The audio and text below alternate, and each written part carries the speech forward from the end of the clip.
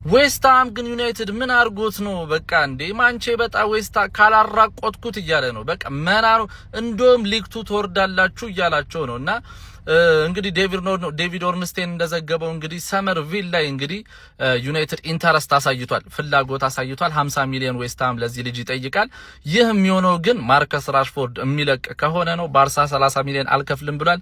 ለሌሎች ክለቦች ከ30 እስከ 40 ሚሊዮን ማንቼ እንግዲህ ይጠይቃል ማለት ነው።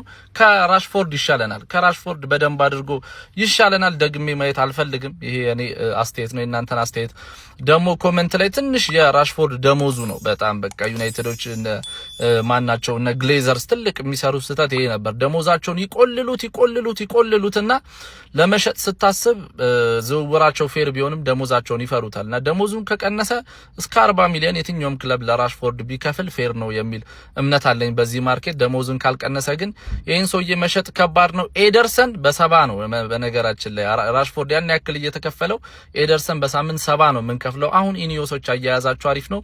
ኮፒ ሊንክ ሪፖርት ያረጋችሁ እስቲ ደግሞ የእናንተን ሐሳብ ኮሜንት ላይ ይመቻችሁ።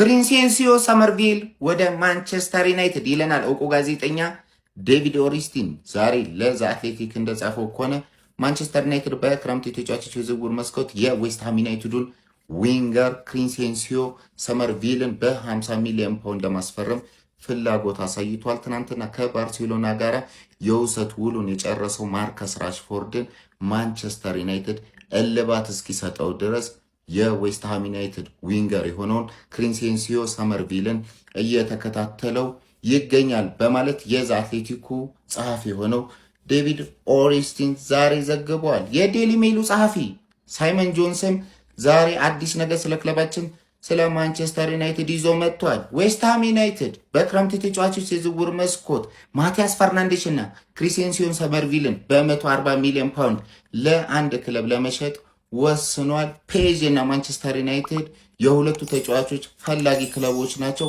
ማንቸስተር ዩናይትድ በዚህ ሳምንት የማርከስ ራሽፎርድን ጉዳይ የሚገድል ከሆነ ማቲያስ ፈርናንዴሽ እና ክሪስቴንሲዮ ሰመርቪልን በ120 ሚሊዮን ፓውንድ ወደ ካሪንግተን ለማምጣት ከፍተኛ የሆነ ፍላጎት አሳይቷል። ፔዥንም ያሸንፋል ተብሎ ይታሰባል። ታዲያ ማንቸስተር ዩናይትድ ክሪስቴንሲዮ ሰመርቪል እና ማቲያስ ፈርናንዴሽን ከዌስትሃም ዩናይትድ ያስፈርማሉ ወይ? በዚህ ሳምንት አዲስ ነገር ከተሰማ የምነግራችሁ ይሆናል። ኮፒ ሊንክ፣ ሼር፣ ሪፖስት ማድረጋችሁን አትርሱ። ለቤቱ አዲስ ከሆናችሁ የፕላስ ምልክቷን አጥፉ። የዛሬ ትልቁ የዝውውር ርዕስ ሰመርቪል ወደ ማንቸስተር ዩናይትድ ሊያመራ እንደሚችል ዘ አትሌቲክ ዘግቧል። ይሄ መረጃ ምንጭ የሚናቅ አይደለም፣ እጅግ በጣም ታማኝ ነው። ማንቸስተር ዩናይትድ ሰመርቪልን ለማስፈረም ጠንክረው እየሰሩ እንዳለን ነው በዛሬው ዕለት የዘገበው። ዩናይትድ ዊንገር ላይ ተጫዋቾችን ይፈልጋል ለማስፈረም። ባለፉት ጊዜያት የተለያዩ ተጫዋቾች ስማቸው ሲያያዝ ነበር። ሮጀርስ፣ ራፋኤል ሊዮ ምናምን የመሳሰሉ ተጫዋቾች ዩናይትድ ጋር ስማቸው ሲያያዝ ነበር እና አሁን ሰመርቪልን ለማስፈረም ጠንክረው እየሰራ እንዳለ ዌስትሃም ከዚህ ተጫዋች 50 ሚሊዮን ፓውንድ ብቻ እንደሚፈልግ ነው የተገለጸው። ዌስትሃም ወደ ታችኛው ዲቪዥን ወርዷል። ይሄን ተከትሎ ሰመርቪል ወደ ታችኛው ዲቪዥን ወርዶ ለዌስትሃም የመጫወት ፍላጎት የለውም እና ዌስትሃም መልቀቅ ይፈልጋል። ለዩናይትድ በጣም ጥሩ አማራጭ ሆኖ የተገኘ ተጫዋች እንደሆነ ነው ዘ አትሌቲክ የዘገበው። በቀላሉ ሊያገኘው እንደሚችል ነው የተገለጸው። በአሁኑ ሰዓት ሰመርቪል ኔዘርላንድ በመወከል ዓለም ዋንጫ ተሳትፎ እያደረገ ይገኛል። በዓለም ዋንጫ ጥሩ ብቃትን እያሳዩ ካሉ ተጫዋቾች መካከል አንዱ እሱ ነው። ጋይስ በሰበር ዜና እየተሰማ የሚገኝ ጉዳይ አለ። ከማንቸስተር ዩናይትድ ጋር በተያዘ ክሪስቴንሲዮ ሰመርቪልን ለማስፈረም ንግግር ጀምሯል ተብሏል። ዝርዝር መረጃውን ነግራችኋለሁ። ኮፒ ሊንክና ፎሎ ማድረግ እንዳይረሳ። 24 ዓመት ላይ ነው የሚገኘው ክሪስቴንሲዮ ሰመርቪል። ዌስትሃም እንደወረደ ታውቃላችሁ። አሁን ባለው ወቅት እንደዚህ አይነት አቅም ያለው ልጅ ደግሞ አብሮ መውረድ የለበትም። በዓለም ዋንጫ ላይ ሀገሩን እየወከለ ስለሆነ ማለት ነው። ማንቸስተር ዩናይትድ የተለያዩ ክለቦችም ድርድር ጀምሯል። ግን ዩናይትድ ኦፊሻሊ ተጫዋች ለማስፈረም የሚደረገውን ፍክክር ተቀላቅሏል የሚሉ መረጃዎች እየወጡ ነው። ጋይስ ልጅ በተጠናቀቀው የውድድር ዘመን ላይ ማለት ነው 105 አቴምፕት ድሪብል ነበረው። በቃ ተከላካዮችን ለማለፍ ሁሌ ጥረት የሚያደርግ አይነት ተጫዋች ነውና ለዩናይትድ በጣም ጥሩ ግባት ይሆናል የሚል እምነት ነው ያለኝ እኔ። ዌስትሃሞች ለተጫዋቹ እስከ 50 ሚሊዮን ፓውንድ ይጠብቃሉ። ዩናይትድ ግን ይህን ገንዘብ እንደወረደ ለማቅረብ ፍላጎት የላቸውም፣ ለወረደ ክለብ ማለት ነውና የክለቡ ትልቁ ባለአክሲዮን ዳንኤል ክሬቲንስኪ ነው የሚባሉትና ክለቡ በገንዘብ እጥረት ተጫዋቾችን የመሸጥ ግዴታ የለበትም። ብቸኛው ዓላማችን የቡድን ጥንካሬ ጠብቆ ወደ ፕሪሚየር ሊጉ መመለስ ነው የሚል ሀሳብ ሰንዝሯል። ዊች ሚንስ ይሄ ገንዘብ ካልቀረበልን አንሸጠውም እያሉ ነው። ያው ይታወቃል ክህሎቱ፣ ቦል ኬሪንግ አቢሊቲው፣ ድሪብሊንግ አቢሊቲው ይታወቃል። ክሪስቴንሲዮ ሰመርቪል ገና ያንግ ነው፣ 24 ዓመቱ ላይ ነው የሚገኘው። ለዩናይትድ ግባት ይሆናል ብዬ ነው የማስበው። እናንተ ግን ምን ታስባላችሁ የሚለውን ኮሜንት ላይ ሀሳባችሁ ማስቀመጥ ይቻላል።